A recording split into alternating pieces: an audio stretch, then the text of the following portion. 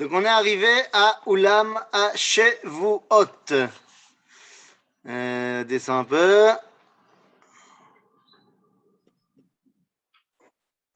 Attends. Rechilut, on a déjà fait. Sina, un petit peu encore. Oulam à Shevuot. Boker Tov Lekoulam. Boker Tov Lekoulam.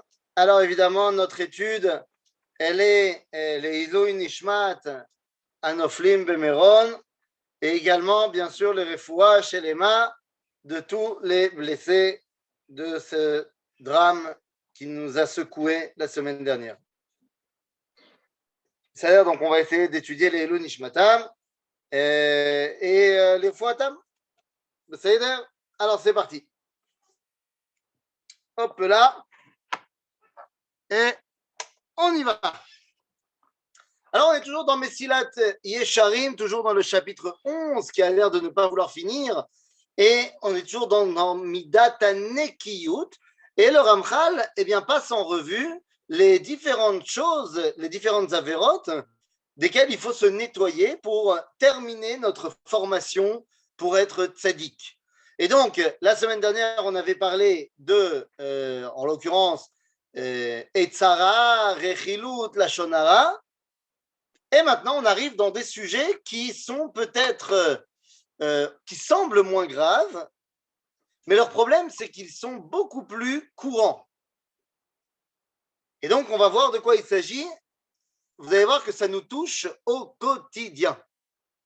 Alors, allons-y. Oulam à Shevuot.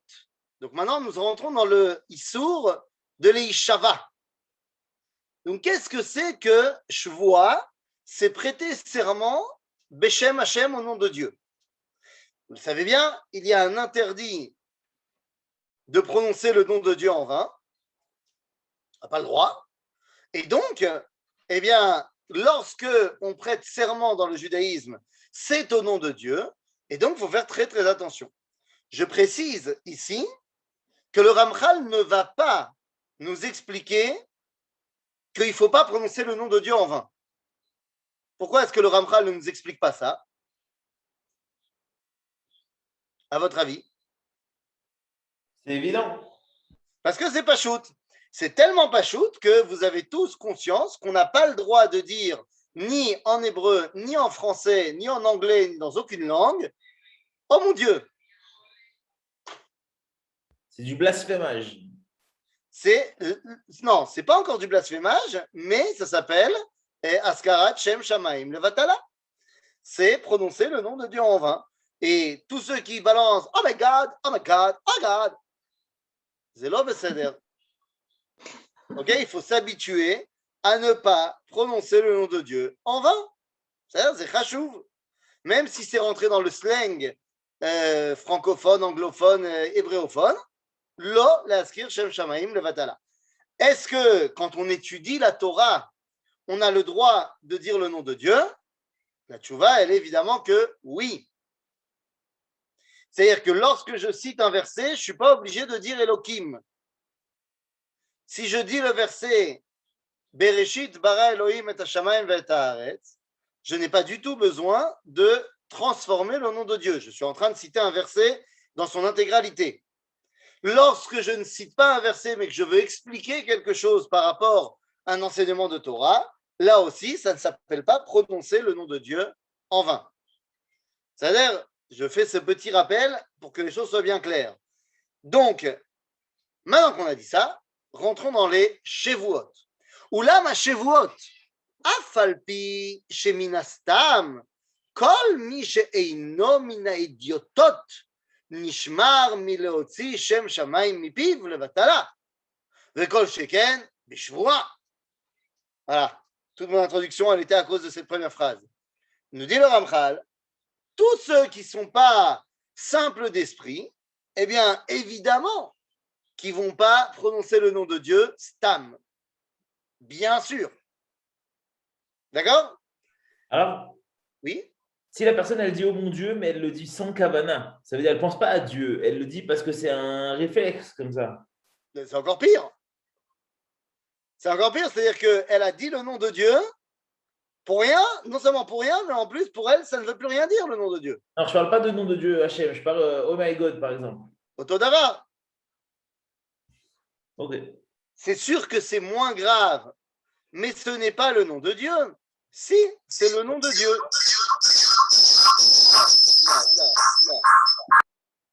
Voilà. C'est sûr que ce n'est pas un des noms de Dieu tel qu'il est mentionné dans la Torah. Mais c'est un des noms qui a été utilisé dans toutes les générations pour évoquer Dieu. Et c'est la raison pour laquelle, eh bien, on l'écrit Beshem Kavod, D majuscule. C'est pas le nom à Meforash. Pardon? C'est pas le nom à Meforash. Encore une fois, il est évident qu'il y a des noms qui sont plus importants que d'autres. Bien sûr que Yudke Vavke, c'est plus important que Elohim, et bien sûr que Elohim, c'est beaucoup plus important que Dieu. Mais Dieu, c'est quand même, dans la conscience collective, eh bien, un nom de Dieu. Donc, si on commence à dire « Oh, Dieu, oh mon Dieu » pour rien, c'est l'homme Seder. OK?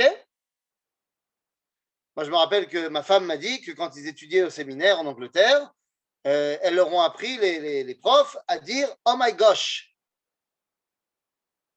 pour ne pas dire « Oh my God ». Mais Kitsour, même si c'est évidemment moins important que les Shemot Akdoshim Batorah, ça reste quand même important. Il faut faire attention à comment on parle.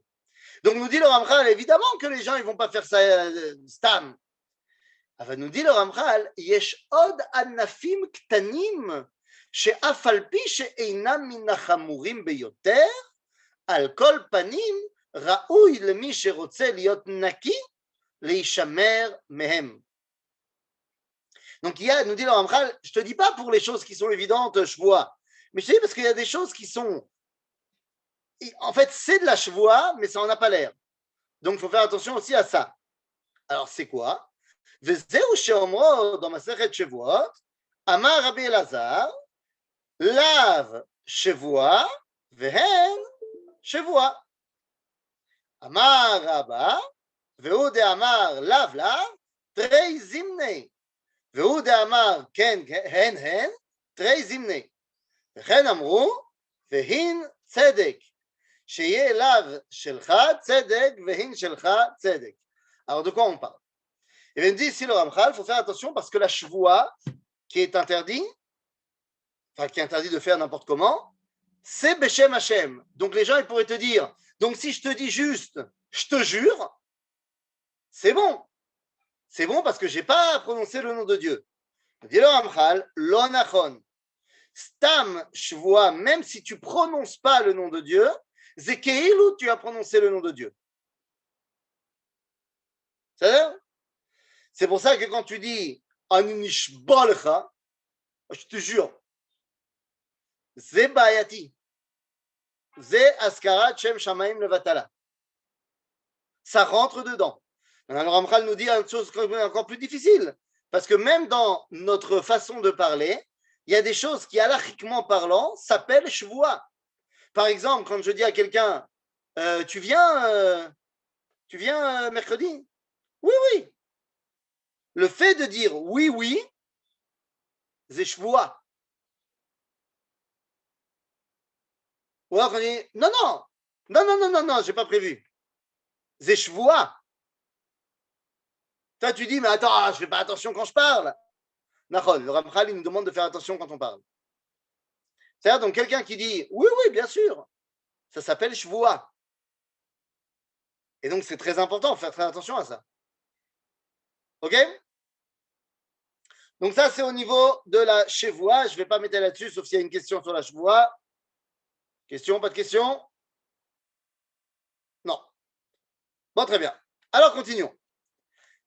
ודבר השקר, גם הוא מחלה רעה, שהתפשטה מאוד בקרב בני האדם.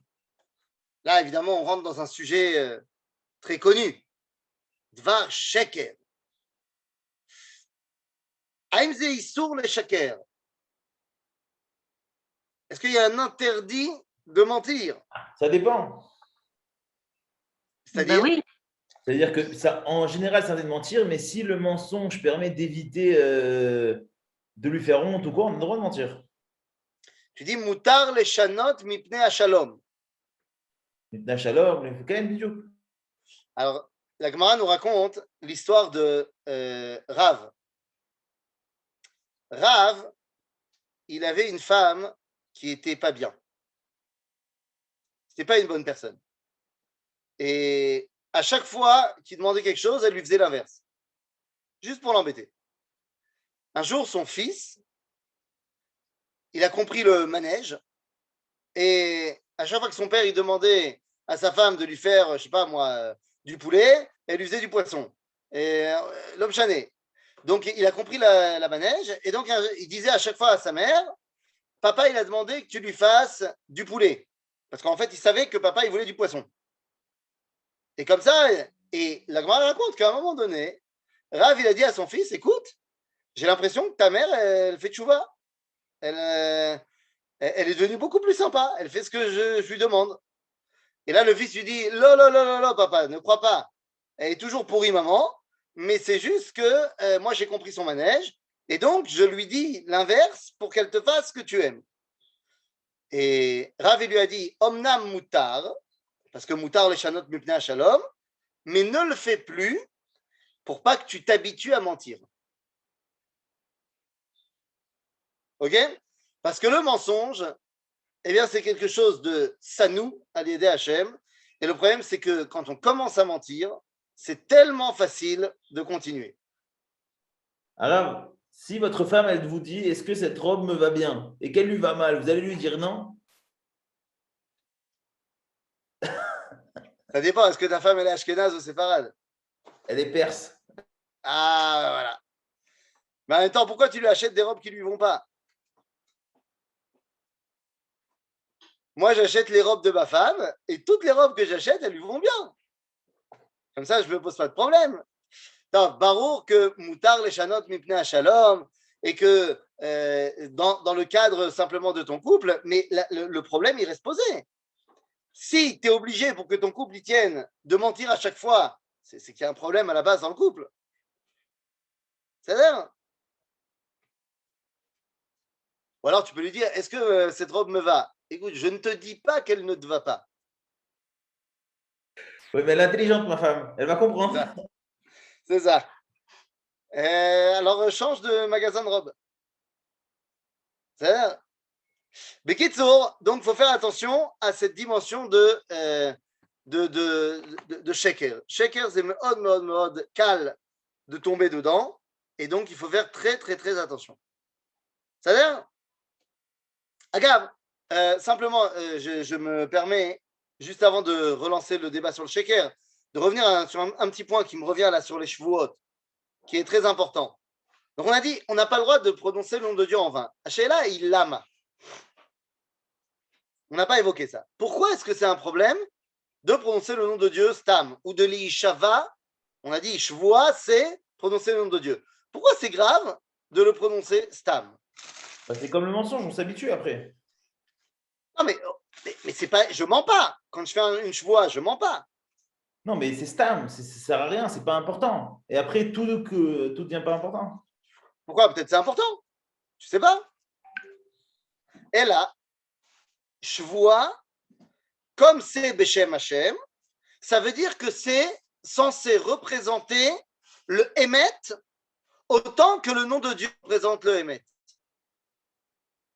Or, le problème, c'est que quel que soit ce que je vais jurer, c'est l'Emet, Emet. C'est-à-dire, quelle que soit la réalité de ce monde, elle n'est pas Behemet, Emet.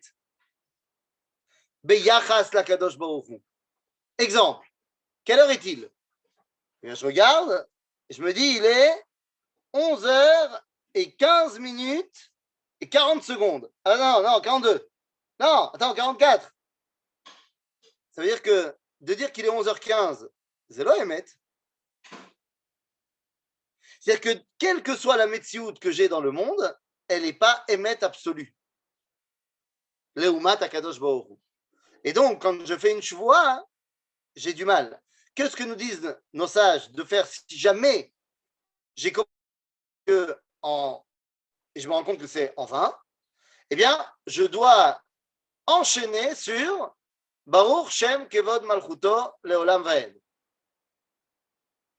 Ou alors, Baruch Ata Hashem Lamdeni Chukecha.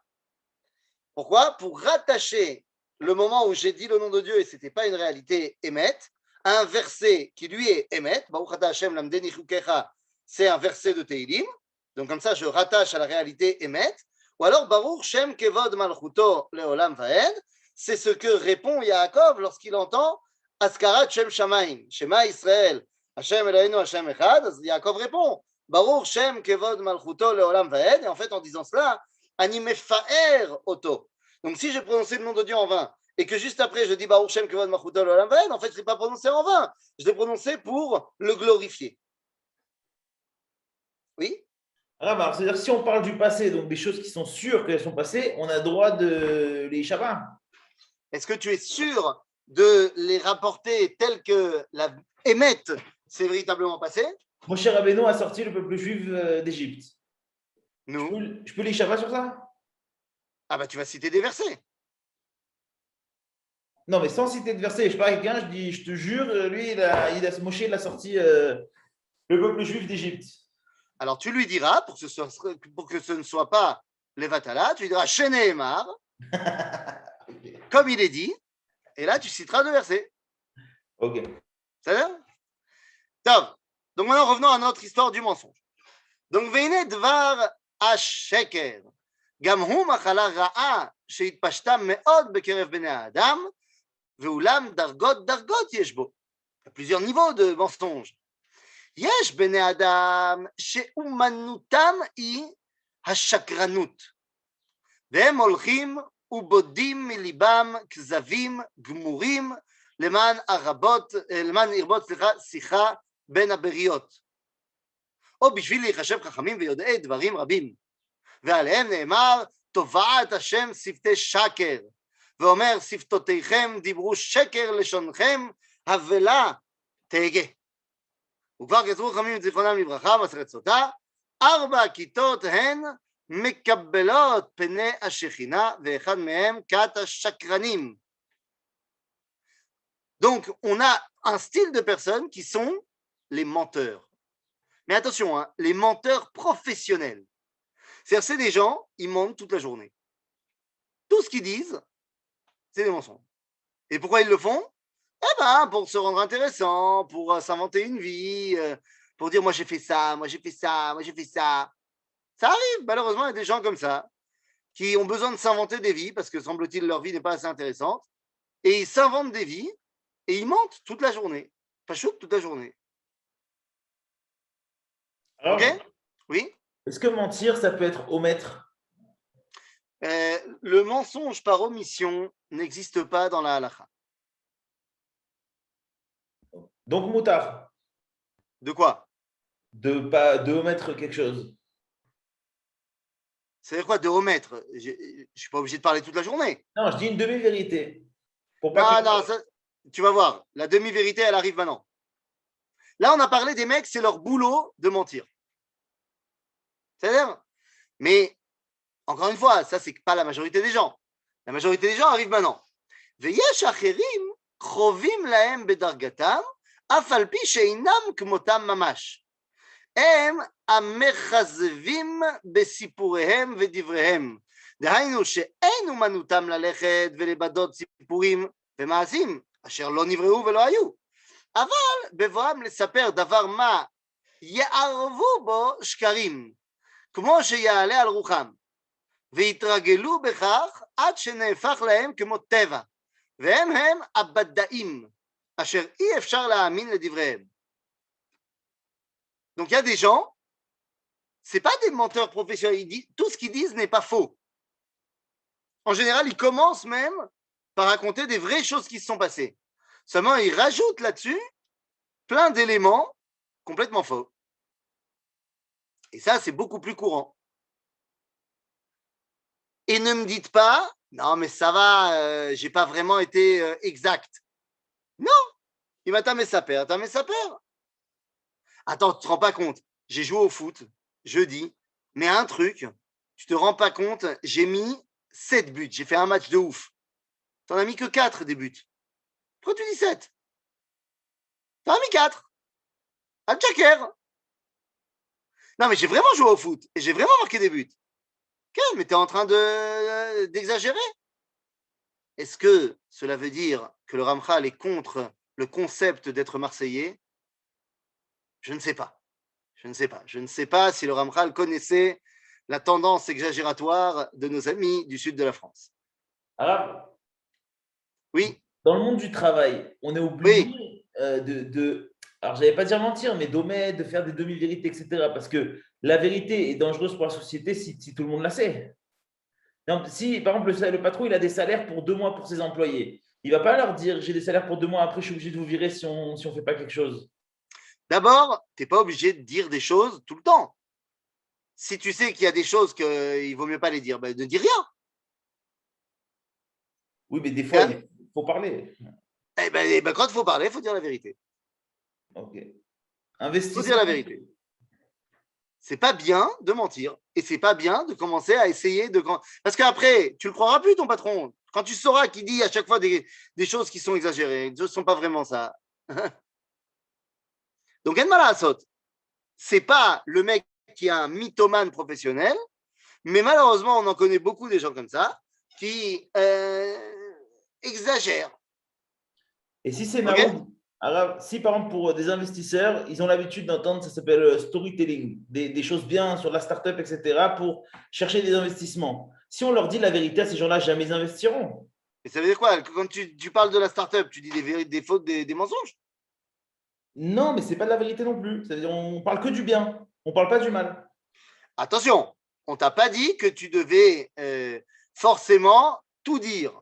Mais ce que tu dis doit être la vérité. Ah, ok, C'est-à-dire, maintenant, si après on te pose la question, on te dit, OK, vous m'avez vendu la startup, quels sont les points faibles de la startup? Tu peux pas dire, il n'y en a pas. C'est-à-dire, Il y en a un, c'est qu'on étudie Messilat Yesharim, et du coup, ça dérange un peu. Mais qu'est-ce que je te dise? Mais attendez, Béhémet, il y a quelqu'un qui pense Béhémet que c'est bécédaire de mentir? Sans être bécédaire, ça aide. Ben, voler aussi, ça aide. C'est là. Alors, il faut savoir que toutes les cultures ne partagent pas l'avis du judaïsme. Dans l'islam, il n'y a pas de problème de mentir. Ce n'est pas un interdit de l'islam. Si ça amène des bons, finalement, des trucs positifs après, tu as le droit de mentir. Ah ben, le judaïsme, il n'accepte pas ça. C'est-à-dire, et le pire dans tout ça, c'est qu'après, tu t'es habitué à mentir et à rajouter des éléments, ben, ça devient une deuxième nature. Et chaque histoire que tu racontes, tout le monde sait qu'on ne peut pas croire ton histoire parce qu'on sait qu'il y a des éléments qui sont faux. C'est-à-dire, וכאמר חכמים זיכרונם לברכה, dans le traité de Sanhedrin, כך הוא עונשו של בדאי, שאפילו אומר אמת, אין שומעים לו. Celui qui est un badaï, donc pas un menteur professionnel, mais quelqu'un qui rajoute des choses à chaque fois, ben, les gens, ils finissent par plus l'écouter, même quand il dit la vérité. שכבר תבעו בעצמם את הרעה הזאת, שלא יוכלו לצאת דבריהם מתוך פיהם, faut que tu remontes, voilà, מתוך פיהם, נקיים מן הכזב. כן? וזהו מה שהנביא מצטער ואומר, לימדו לשונם דבר שקר, הווה נלאו, dans Yirmiyahu. Il y a quelqu'un qui a posé une question, est-ce que le mensonge participe au déséquilibre du monde? Ben bien sûr. Bien sûr. C'est pas shoot. Ok? ויש עוד אחרים שמחלתם קלה ממחלתם של הראשונים. Donc, il y a des gens, c'est moins grave que ceux qu'on vient d'évoquer. והם אותם שאינם קבועים כל כך בשקר, ils n'ont pas l'habitude de mentir, אלא שלא ייזהרו להתרחק ממנו, ואם יזדמן להם, יאמרו, ופעמים רבות יאמרו דרך צחוק, או כיוצא בזה, בלא כוונה רעה. ואומנם החכם הודיענו שכל זהו ההפך מרצון הבורא ברוך הוא, ומידת חסידיו הוא מה שכתוב במשלי, דבר שקר ישנא צדיק, וזהו מה שנאמרה לגביו האזהרה בספר שמות, מדבר שקר תרחק, וראה שלא נאמר משקר תשמר, אלא מדבר שקר תרחק, להדגיש לנו על המרחק הגדול והבריחה הרבה שצריך לברוח מדבר זה, וכבר נאמר שארית ישראל דוד צפניה, שארית ישראל לא יעשו עוולה ולא ידברו כזב ולא יימצא בפיהם לשון תרמית. Donc, nous dit le Ramchal, il y a des gens, ils n'ont pas l'habitude de mentir, mais des fois ils mentent. Et très souvent, ils ne font pas attention, surtout quand ils plaisantent. Et quand ils plaisantent, eh ben, ça ne les dérange pas de dire des mensonges. Et ils ne pensent pas à faire du mal. Nous dit le Ramchal, c'est évidemment moins grave que les autres. Mais c'est des gens qui, sans le vouloir, sont en train de petit à petit s'habituer. En fait, le mec qui est dans la troisième catégorie, s'il ne fait pas attention, très vite, il va devenir dans la deuxième catégorie. Et de là, il va arriver à la première catégorie du menteur. Donc, la Torah nous a mis vraiment une lanterne rouge en disant, il faut faire très, très, très attention, ne commence pas à mentir. Ok? Midvar sheker tichak. D'accord? C'est ça? Je ne sais plus qui c'est qui avait dit. Je sais qui c'est qui avait dit. Il y a un monsieur qui a dit. Ah, je ne me rappelle plus. Je me rappelle quelqu'un qui avait dit l'avantage de dire la vérité plutôt que de mentir, c'est qu'on n'est pas obligé de se rappeler de ce qu'on a dit. C'est un concept. Enfin, sauf s'il ment à tout le monde, il faut se rappeler à qui t'as dit quoi. C'est pour ça que je te dis, l'avantage de dire la vérité, c'est que tu n'es pas obligé de te rappeler de ce que tu as dit. C'est-à-dire, alors, j'ai vu qu'il y avait une question dans le chat. Est-ce que mentir peut amener à la Lashon Hara? Évidemment. Évidemment. Tu peux mentir sans parler de quelqu'un. Tu peux mentir à propos de toi. Donc, ce ne sera pas du Lashon Hara. Mais évidemment que si tu as l'habitude de mentir, eh ben, tu peux aussi t'habituer à mentir et parler sur les autres. À ce moment-là, ça ne s'appellera pas du Lashon Hara, ce sera du Motzi Shemra. Lashon Hara, c'est quand tu dis la vérité sur quelqu'un d'autre. Mais Motzi Shemra, c'est quand tu mens sur quelqu'un d'autre. Ok, c'est encore plus grave. D'accord? Donc, ça, on a dit, c'est pas bien. Il ne faut pas faire ça.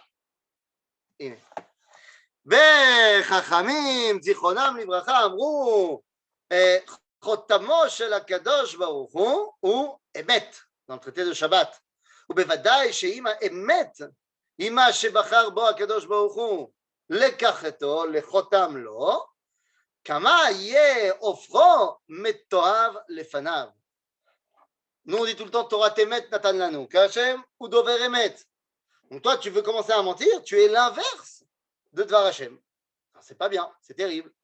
Veizir Akadosh Baruch Hu ala Emet Azara Rabba ve'amra. Dieu nous a vraiment fait prendre conscience à quel point c'était important le Emet. Diboru dans le Sefer Zecharia, Emet ish et re'eu. Et dans Ishayahu, ve'uchan bechesed kiseh ve'yashav alav be'emet.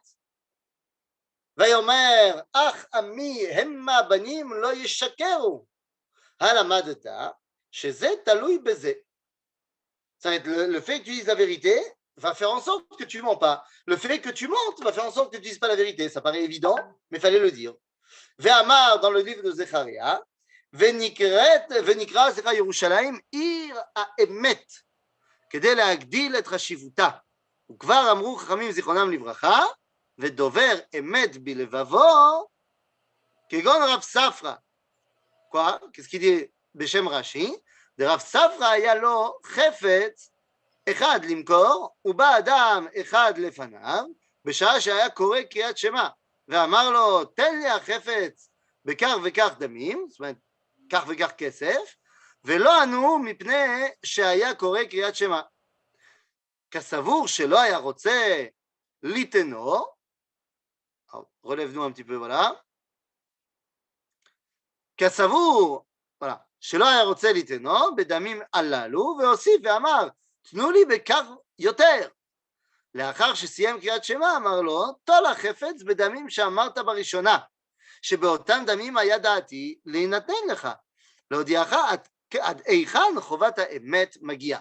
Alors là, on nous raconte une histoire qui est mentionnée dans le traité de Makot, une histoire très, très forte. On nous raconte que Rav Safra, il avait un commerce. Bon, de là, on apprend, je ne sais pas si on a le droit d'apprendre ça, mais si on voit que Rav Safra, il avait un commerce et il était vendeur de choses, je ne sais pas ce qu'il vendait, de là, on apprend que Rav Safra, il n'était pas au kollel. Ça paraît complètement révolutionnaire, mais il semblerait que les rabbins du Talmud, ils avaient un métier. Mais enfin bon, quoi qu'il en soit, donc on nous raconte que Rav Safra, il avait un commerce, quelqu'un est venu lui acheter un objet, et il lui a fait une proposition, je te donne 100 shekels pour l'objet. Et Rav Safra, il ne lui a pas répondu parce qu'il était en train de dire le schéma. L'autre, il pensait que c'est parce que ce n'était pas assez 100 shekels. Donc il a dit, bon, je te donne pour 200. Allez, 200, je te donne. À la fin du schéma, Rav Safra, il lui a donné l'objet pour 100 shekels. Il lui a dit, c'est ce que j'avais prévu. Je ne t'ai pas répondu parce que j'étais en train de faire les schémas, pas parce que je voulais plus. Non, il aurait pu dire, j'ai rien dit, j'ai pas menti. Il m'a proposé 200, je prends 200. Non, à émettre, c'est que si j'avais prévu de lui vendre à 100, ben je lui vends à 100. Ok, c'est émettre. D'accord? De là, la question, est-ce que c'est moutard de vendre des choses aux enchères? Bah oui, sa valeur, elle bouge, mais c'est la valeur quand même.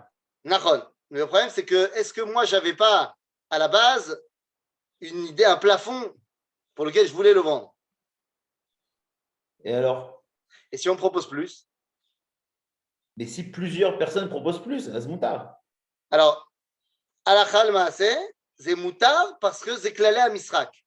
C'est-à-dire que tout le monde sait qu'en fait, la valeur n'est pas déterminée par le vendeur, mais par les gens qui participent à la vente aux enchères. Sachant que sur une vente aux enchères légale, ils sont obligés de dire le prix normal de l'objet. Donc, c'est pour ça. Et donc, ça veut dire que si les gens ils veulent plus, ils le savent, c'est al da'at ken. OK? Par exemple, si quelqu'un, dans son magasin, il dit, voilà, marquer le prix sur l'objet, et que le mec, il dit, mais moi, je vais vous l'acheter plus cher, j'ai le droit de le vendre plus cher. Parce que c'est pas que je l'ai menti et tout ça.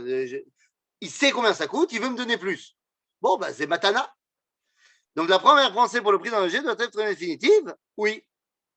Alors, mais s'il dit un prix et il dit négociable, donc son prix est forcément plus d'amour. Alors, ça fait partie des clés à Misrak, ça fait partie du jeu. Et Dafka, il sait qu'il ne veut pas le vendre au prix qu'il annonce. Hein? Je n'ai pas vu la dernière question. Hein? Maintenant, comment se comporter face à une personne qui n'a plus conscience qu'elle raconte des choses fausses à partir d'une vérité et qui se porte en plus préjudice à elle-même? Si on lui dit, on peut la blesser. Je vais te dire quelque chose. Dans ma jeunesse, j'ai lu beaucoup de comics. Des comics, Superman, Marvel, tout ce que tu veux, machin. Et je suis très heureux de voir que certains de ces comics ont inspiré des œuvres récentes.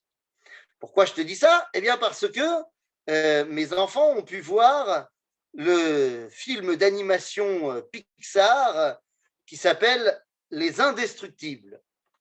La famille indestructible. Quoi? Tu l'as vu aussi? Non, c'est pas pour ça? Bien entendu, je l'ai vu. Alors. Non, parce que je t'ai vu réagir. Et donc, il y a un moment donné là-bas dans l'histoire où il y a Monsieur Indestructible, il y a un monsieur qui est en train de sauter du toit d'un immeuble, enfin qui est en danger de mort, et Monsieur Indestructible vient le sauver, et en le sauvant, il lui a fait une égratignure. Et l'autre, il porte plainte contre lui à cause de l'égratignure. Si tu dois sauver la personne, tu ne prends pas en considération, mais peut-être que je vais lui faire du mal. C'est pikuach nefesh. C'est pikuach nefesh doché kol haTorah kula. Donc, si la personne se met en danger à cause de ses mensonges, tu te dois de le sauver. même s'il ne va pas être très, très, très heureux. J'ai oublié de m'excuser, mais je déménage demain, j'ai trop de travail, donc je vais écouter les cours. Voilà. Donc, je vais écouter les cours en micro et j'enlève micro et vidéo. Eh bien, je vous souhaite un bon déménagement. Meshane Makom, Meshane Mazal, que votre déménagement se passe bien et qu'il vous apporte beaucoup de réussite. Alors, on peut continuer. Ok.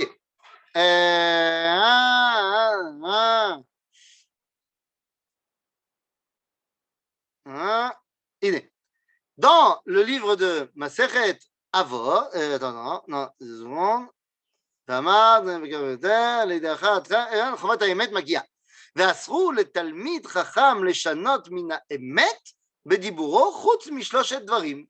Il n'y a que trois choses dans lesquelles on a le droit de les לשנות בדיבור, c'est-à-dire de mentir. ואחד מן העמודים שהעולם עומד עליו הוא האמת. Dans le traité de Masechet Avot, on nous dit על שלושה דברים העולם קיים, אחד מהם זה האמת. והשלום. אם כן, מי שדובר שקר, כאילו נוטל את יסודו של עולם. Celui qui ment, il est en train de porter atteinte aux fondations même du monde. להפך, מי שזהיר באמת, כאילו מקיים יסודו של עולם. וכבר ספרו חכמים זיכרונם לברכה, dans מסכת סנהדרין, על אותו המקום שהיו תושביו זהירים באמירת אמת, שלא היה מלאך המוות שולט שם. מלאך המוות, il n'arrive pas à prendre les gens qui sont כולו אמת. ובגלל שאשתו של רבי פלוני שינתה בדבריה, אף על פי שהיה הדבר לשם כוונה טובה, גירתה בהם את מלאך המוות עד שגירשוה משם, בגלל זה, ואז חזרו לשלותם. ואין צורך להעריך בדבר הזה שהשכל והדעת מחייבים לקבלו. Dire Ramchal, pas la peine d'aller très très loin dans l'histoire. Mentir, c'est pas bien. Dire la vérité, c'est bien. Pachout. C'est-à-dire, Yofi. Donc maintenant, eh bien, nous pouvons arriver à un autre point. Et cet autre point à Botaï, eh bien, c'est caché, mais parce qu'il faut se rendre compte que ce qu'on va aborder maintenant, eh bien, c'est vraiment, vraiment, vraiment une chova du peuple juif. De quoi parle-t-on? Anfer chilul Hashem, gam hem rabim vegdolim. Ah, donc là, ça veut dire qu'on va en train de nous dire qu'on n'a pas le droit de faire du chilul Hashem. Je pense que vous allez me dire que c'est évident, mais non. On va voir à quel point c'est pas évident. Quand on parle de chilul Hashem ou de kiddush Hashem, j'aimerais amener à un préambule. Je vais écrire sur une feuille quelque chose, je vais vous le montrer. Sachez que ce que j'écris là maintenant, c'est interdit. Je ne le fais que pour montrer. Alors, je vais essayer d'écrire ça bien pour que vous puissiez lire. Hop là. Kiddush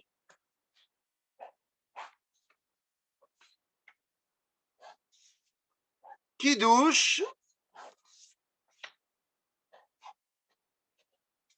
Hashem. Voilà. Est-ce qu'on voit? Oui. Est-ce que ça peut arriver d'écrire ceci? Ou alors d'écrire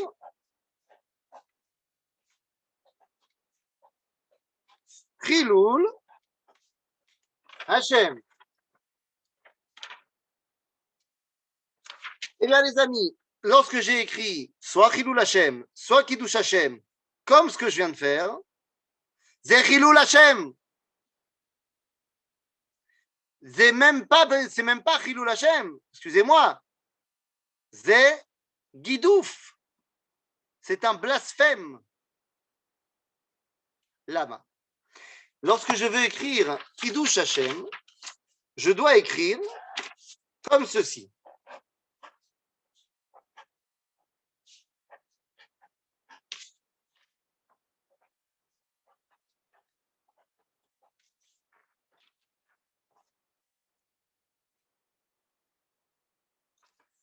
Pourquoi? Et pareil pour Chilul Hashem, hein, évidemment, vous avez compris. Pourquoi? Eh bien, parce que lorsque je dis Kiddush ou Chilul, Hey Tchoupchik, Hey apostrophe, je suis en train de dire que je peux les Kadesh auto ou les Chalel auto. Je me prête quand même énormément de pouvoir les Kadesh, l'essence de Dieu, ou les Chalel, Dieu, ma pitom. Tu ne peux ni les Kadesh auto, ni les Chalel auto. C'est pas à ta portée, mon ami. Par contre, les Kadesh et Shemo, ou les Chalel et Shemo, c'est-à-dire son dévoilement, ça oui. Donc quand on dit Kiddush Hashem ou Chilul Hashem, il faut écrire Hey Shin Mem. Ok? Ça c'est juste pour que les choses soient bien claires. Donc quand on parle de Kiddush Hashem ou de Chilul Hashem, eh bien, il faut savoir que c'est une mitzvah tassée. Venikdashti betor bnei Israël. Venikdashti betor bnei Israël, c'est ce qu'on a lu, mamash dans les parachiotes là de Sefer Vayikra. Et ça veut nous dire quoi? Ça veut dire qu'il y a mitzvah tassée shel Kiddush Hashem. Velo techalelu et Shem Kodeshi. C'est mitzvah lo tassée al Chilul Hashem. Ok, c'est mitzvah. Donc, qu'est-ce qu'on va faire pour les Chalel ou pas les Chalel? Alors maintenant, on va essayer de rentrer dans le Ramchal et essayer de comprendre de quoi il s'agit. Ok? Alors, allons-y. ענפי חילול השם גם הם רבים וגדולים, כי הרבה צריך האדם להיות חס על כבוד קונו. faut faire attention à l'honneur qu'on donne à הקדוש ברוך הוא. בכל מה שיעשה צריך שיסתכל ויתבונן מאוד, il faut bien faire attention, כדי שלא יצא ממעשיו דבר שיוכל להיות חילול לכבוד שמיים. חס וחלילה. וכבר שנינו אחד שוגג ואחד מזיד בחילול השם. C'est-à-dire dans le חילול השם, זה לא משנה si tu fais ça volontairement ou pas volontairement. Si ça a amené חילול שמו הגדול, זה חילול השם. ואמרו חכמים זיכרונם לברכה, איך ידע חילול השם, à quoi ça ressemble le חילול השם? אמר רב, כגון אנא דשקילנה ביסרא ולא יהבנה דמי לאלתר. C'est quoi חילול השם? אמר רב, comme si j'achète de la viande בהקפה, ורבי יוחנן אומר, כגון אנא דמסגינה 400 בלא תורה ובלא תפילין. כגון celui qui se balade 400 sans Torah et sans tefilin. Bon, attendez, il va falloir faire un peu de seder. מה זה חילול השם? חילול השם dépend, et c'est ce que nous dit ici la Maseret Yoma, dépend de qui tu es. Chaque action n'est pas forcément entraînante de Chilul Hashem en fonction de qui tu es. Celui qui est monsieur tout le monde, mais connu comme étant juif, et parle mal, se comporte mal dans ses affaires, a menti, c'est Chilul Hashem. Mais si je vois Ethan Fison sans tefilin quand il est sur la tête, quand il est à Osherad, c'est là Chilul Hashem. Parce que tout le monde sait que Ethan Fison, il n'est pas au niveau de se balader avec les tefilin toute la journée. Aval, si je me balade et que je vois, je ne sais pas moi, Rabbi Yochanan sans tefilin, alors que c'était Yadoua qu'il se baladait tout le temps avec les tefilin, c'est Chilul Hashem. Parce que c'est Rabbi Yochanan. Ok, donc tout dépend de qui on est.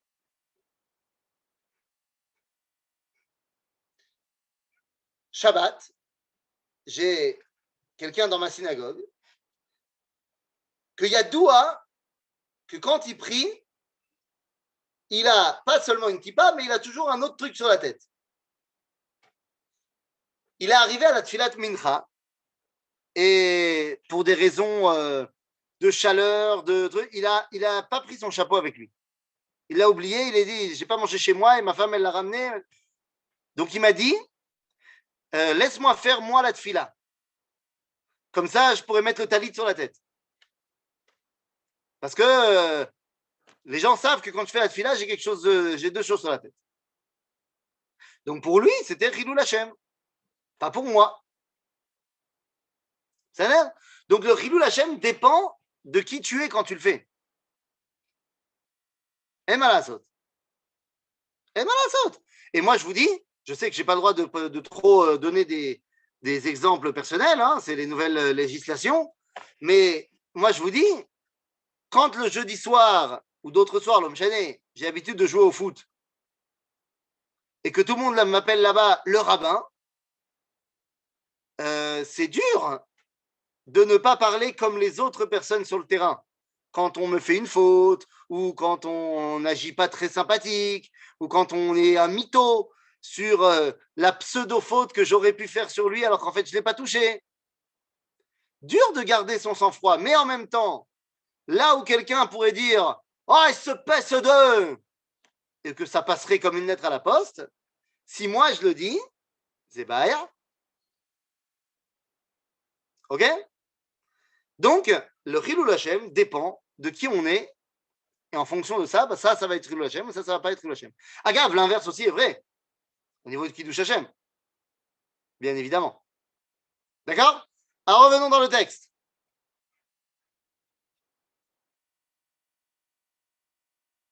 הנה, והעניין הוא שכל אדם צריך להתבונן בדרכיו לפי דרגתו ולפי מה שהוא נחשב בעיני הדור, שלא לעשות דבר לא הגון לאיש כמותו. Voilà, alors ça c'est génial, j'adore cette phrase. Il faut, c'est ce qu'on a dit, c'est en fonction de qui tu es et de ce que la génération attend de telle ou telle personne. Là encore, est-ce que c'est moutard? J'ai le débat avec ma fille une fois toutes les 2 semaines à peu près. Est-ce que j'accepte d'aller avec elle au cinéma? Attention, hein, voir un film cachère, bien évidemment. Un film dessin animé super cachère. Ma tchouva est toujours la même. Lo. Je ne vais pas au cinéma. Et là, c'est cachère, c'est cachère. J'ai dit, est-ce que tu t'attendrais à voir le Rav Mordechai Eliyahu au cinéma? Non, tu t'attendrais pas de le voir là-bas. Alors évidemment, je ne suis pas au niveau du Rav Mordechai Eliyahu, bien évidemment. Mais si j'ai envie d'atteindre un certain niveau, et si j'ai envie de représenter quelque chose, eh bien, le cinéma, c'est quand même Moshav Letzim la Méadrine. C'est quand même un endroit où, de manière générale, les films qui sont proposés ne sont pas cachers, que ce soit au niveau de la tsniout ou au niveau de la violence, ce que tu veux. Et ça ne veut pas dire, après, si la personne chez elle, elle veut regarder un film, c'est autre chose. Vous comprenez que là, il n'y a plus la notion de Chilul Hashem. Il y a d'autres problèmes après. Mais la notion de Chilul Hashem, c'est en fonction de ce que les gens y voient. Oui. Alors, est-ce que ça, c'est pas mentir, par exemple? C'est vous regardez un film chez vous avec votre fille parce que c'est sévère, mais parce qu'il y a du monde autour, alors vous mentez aux autres en disant non, moi je ne regarde pas de film. Il y a une différence. D'abord, il y a une différence entre, évidemment, celui qui va voir des films pas cachers, et ça, j'en parle même pas. Mais celui qui est à la maison, il voit un film cachère. Il n'a jamais dit qu'il ne voyait pas de film. Il a dit qu'il n'allait pas au cinéma. Azlama. Parce qu'il y a une différence entre est-ce que je m'attends à voir un rabbin dans ce genre d'endroit ou pas. Il y a un concept que l'endroit n'est pas propice à la Torah. Il y a ce qu'on appelle Moshav Letzim. Est-ce que tu t'attendrais à voir des gens qui sont censés représenter quelque chose dans des endroits qui, de manière générale, sont des endroits qui ne le sont pas? Alors, vous rajoutez quelque chose, vous dites évidemment dans les cinémas, il y a le film, il peut être cachère, mais les pubs avant ou après, enfin avant, les bandes annonces, elles ne le sont pas forcément. Tu n'as qu'à arriver en retard, comme ça tu arriveras que pour le film. Alors, la notion de Maratain, pourquoi est-ce qu'elle existe? Parce qu'il y a des gens qui pensent que c'est l'omatim. Et la vérité, c'est que la majorité des gens, ils pensent que c'est l'omatim. Que tu ne t'attends pas à voir le grand rabbin de je ne sais pas où, aller dans certains endroits. Donc, si tu t'y attends pas, parce que c'est l'endroit qui n'est pas propice. Après, est-ce que le film en lui-même, il est bien et qu'il peut t'aider à apprendre des choses sur la psychologie, sur l'enfant, sur ce que tu veux? C'est ma choix rare.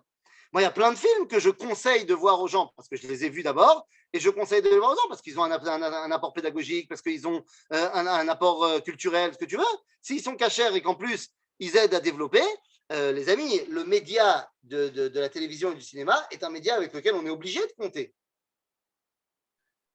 Alors, c'est pas que Douchat Hachem plutôt, c'est des gens qui ne s'attendent pas à voir un rabbin là-bas, voient un rabbin et disent même les rabbins, ils ont le droit de faire ça, ça veut dire que y a quelque chose de cachère, je vais aller là-bas plutôt que de voir un truc débile.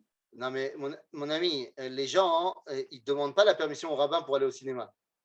Non, mais le fait de voir un rabbin là-bas, hein, ça les rassure que le rabbin est humain et comme ça peut les rapprocher de la Torah. Ils nous bémettent. Ça les rassure parce que le rabbin, il est humain. Eh ben, ils feront un débat sur le film qu'ils ont vu. Et si c'était un film cachère, eh ben, ils verront que le rabbin aussi, il a vu le film cachère. Mais il n'a pas été obligé pour ça de se mettre dans un endroit où la mixité, elle est la méadrine, où l'ambiance, elle n'est pas géniale, machin. Ça, c'est là. Ok, total.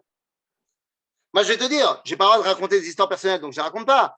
Mais moi, je sais que quand je guide des groupes qui sont pas du tout religieux, tout ce que tu veux, et que des fois, tu les emmènes dans des endroits parce que c'est le programme qui veut ça, et que toi, tu irais jamais dans ces endroits-là sans, ben, tu n'as pas le droit de les laisser parce qu'au niveau légal, tu es obligé d'être au niveau sécuritaire, quoi. Les mecs qui sont routes la arrête, ils connaissent rien, machin, mais tu te sens pas bien parce que tu n'as pas envie qu'on te voit. Et donc, tu t'écartes, tu te mets à l'écart. Quand Taglit, ils vont dans des boîtes de nuit ou des bars et tout ça, machin, normalement, je suis censé être avec eux. Mais j'ai réussi à voir dans les lois de Taglit qu'en fait, j'ai le droit d'être devant l'entrée. Je ne suis pas obligé d'être dans le truc, j'ai le droit d'être devant l'entrée s'ils savent où je suis pour me trouver s'il y a un problème. C'est-à-dire, donc je ne vais pas rentrer dedans. Sauf quand il faut aller chercher les retardataires qui ça fait 20 minutes que tout le monde attend et ils sont toujours dedans. Donc là, tu rentres. Mais là, c'est moutard. Parce que tu rentres avec Matara une seule, c'est de le tirer de là le plus vite possible. On s'écarte un peu du sujet, mais alors, est-ce que vous avez le droit de diriger un groupe Taglit? Si vous êtes rabbin, il faut être rabbin jusqu'au bout. Ah, ça, c'est une excellente question. Mais je croyais qu'on n'avait pas le droit de s'écarter du sujet. Mais si c'est toi qui poses la question, tu as le droit. Toi, tu as un joker. Non, on s'appellera. Je ne vais pas déranger le groupe. Non, je vais te répondre très simplement. Beilchot Tzibour, il faut être le plus maquel possible. Tu n'as pas le droit de faire des choses qui sont interdites, bien évidemment. Ce n'est pas parce que tu veux faire tchouva aux gens que tu as le droit de faire des choses interdites, bien évidemment. Mais tu dois apprendre les halachot de ce qu'on appelle ilchot kirouv levavot et de voir, tu dois aller le plus loin possible de là où la halacha elle te permet. Mais effectivement, il y a des trucs que tu ne peux pas faire. Malasot. Ils vont à la piscine. Je ne vais pas aller dans l'eau avec eux. Je te rassure, ils ne sont pas en maillot de bain de sniout. Donc, tu ne peux pas les abandonner pour des raisons de sécurité. Bah, tu te mets dans un coin de l'endroit et tu ne regardes pas. Tu prends un livre de Gemara et tu étudies. Et tu te mets dans le coin. Voilà, saute. OK? Top. Alors, revenons à notre Ilou Lachem. Juste avant, il reste 6 minutes. C'est très bien. Ça fait plaisir. C'est un bon chiffre. Donc voilà, donc ça dépend de qui tu es, où tu es. כי כפי רבות חשיבותו וחוכמתו, כך ראוי שירבה את זהירותו בדברי העבודה ודקדוקו, בה. Donc plus tu es grand, plus tu dois faire attention. זה נכון. Pourquoi? Parce que les gens te regardent. אגב, זה כתוב במפורש dans la paracha de Metzora. Dans la paracha de Metzora, on a là-bas un din qui nous dit Bait afel, en potrim bo chalomot, kede livdok nig'o. C'est-à-dire, si quelqu'un il habite dans une maison sombre et qui pense qu'il y a eu tsarat sur ses murs, on ne vérifie pas. On n'ouvre pas les fenêtres et tout ça, la lumière, pour voir si. Qu'est-ce que nous apprend le Rav Kook? Il nous apprend que quelqu'un qui se comporte betsniout, qui n'est pas dans la lumière, machin, lo botki moto yoter midai. Mais quelqu'un qui est sous le projecteur, botke moto. On vérifie chaque chose qu'il va faire. Donc, il faut faire attention. Veim, einenu sekach, ken, slicha, הרי שם שמיים מתחלל על ידו. Chas vechalila. C'est-à-dire, il y a, quand il y a un homme qui trompe sa femme, c'est pas joli, ça fait un petit chilul Hashem. Quand il y a un rabbin qui est accusé de pratiques pas comme il faut avec d'autres femmes ou des enfants ou des trucs, c'est autrement problématique. C'est problématique dans tous les cas, barreau. Mais t'imagines quelqu'un qui a une position qui est censée, le Kadesh Shem Shamaim, qui se retrouve pris dans des affaires comme ça, c'est terrible. C'est pas chou terrible. Oui. Selon la halakha, ils ne sont pas jugés plus durement. Non, je ne peux pas parler de la halakha. Non, mais s'ils doivent être jugés, selon la halakha, si on revient au Beddin, ils ne seront pas jugés plus durement que quelqu'un d'autre. Tu sais pas, faut voir. Ok. Faut voir. C'est mamash, ça dépend. Mais quand tu vois que des fois, tu as des grands rabbins d'Israël qui ont fini en prison pour détournement de fonds et blanchiment, enfin pas blanchiment, mais comment on dit, des enveloppes qui Un blanchiment, arrivées, voilà. Faut y aller, hein. C'est hautement plus grave au niveau du Chilul Hashem que si c'est un monsieur qui est inconnu au bataillon. Ok? Donc, כי כבוד התורה הוא שמי שמרבה בלימודה ירבה בהתאם לכך ביושר ובתיקון המידות. Tu es censé être un rabbin, ben, tu dois te comporter comme tel. En malasot, personne t'a obligé de devenir rabbin. Tu veux devenir rabbin, tu veux avoir une bama et une posture à la yeshiva online et tout le monde t'écoute et machin, ben, pas de problème, mais tu ne peux pas te comporter n'importe comment. En malasot. וכל מה שיחסר מאלו למי שמרבה בלימוד, גורם בביזיון ללימוד עצמו. Je suis d'accord avec toi que même un rabbin reste un homme et il peut chuter, mais plus dur sera la chute. Et donc plus dur sera aussi la tchouva. En malasot. Ok? Et donc, הנה, וכל מה שיחסר מאלו למי שמרבה בלימוד גורם ביזיון ללימוד עצמו. Quoi? Ça ne nous est jamais arrivé de dire ah là là, ces gens-là, ils sont censés étudier la Torah de la journée, regarde comment ils se comportent. Eh bien sûr.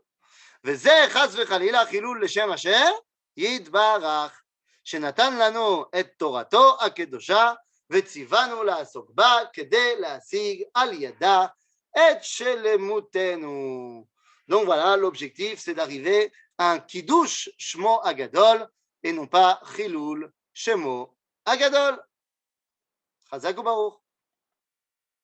Toda rabba, Rav Pizon.